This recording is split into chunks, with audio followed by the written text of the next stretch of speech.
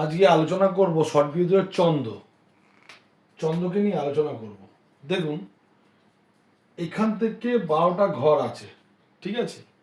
তাহলে প্রত্যেকটাতে যদি আমি লগ্ন হচ্ছে মেষ লগ্ন, বৃষ লগ্ন, মিথুন লগ্ন, কর্কট লগ্ন, সিংহ লগ্ন, কন্যা লগ্ন, তুলা লগ্ন, বৃশ্চিক লগ্ন, ধনু লগ্ন, মকর লগ্ন, কুম্ভ লগ্ন এবং মীন লগ্ন, এই 12টা লগ্ন আছে।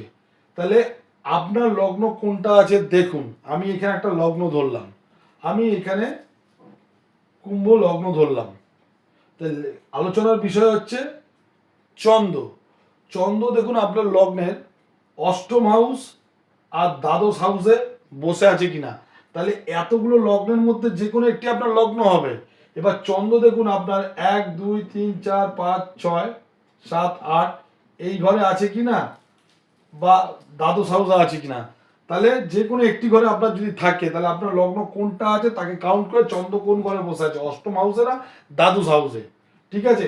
যদি লগ্নের অষ্টম হাউসে যদি চন্দ্র বসে থাকে, তাহলে আপনার কুক্ষি রোগ হবে, ঠিক আছে?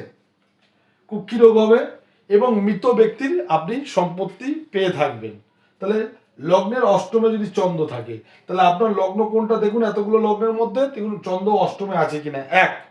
দ্বিতীয় হচ্ছে আপনার যেটা লগ্ন হবে, লগ্নের দ্বাদশ ঘরে চন্দ্র যদি অবস্থান করে, তাহলে আপনার অযথা ব্যয় হবে এবং আপনি ব্যয়শালী, প্রচুর পরিমাণে আপনার অর্থ বেরিয়ে যাবে, ব্যয় হবে তার দ্বাদশে চন্দ্র থাকলে। তো ঠিক আছে, আপনার লগ্ন কোনটা দেখুন, লগ্ন অষ্টমে আর দ্বাদশে চন্দ্র অবস্থান করছে কিনা। ভিডিওটি ভালো লাগলে একটা লাইক এবং শেয়ার করবেন।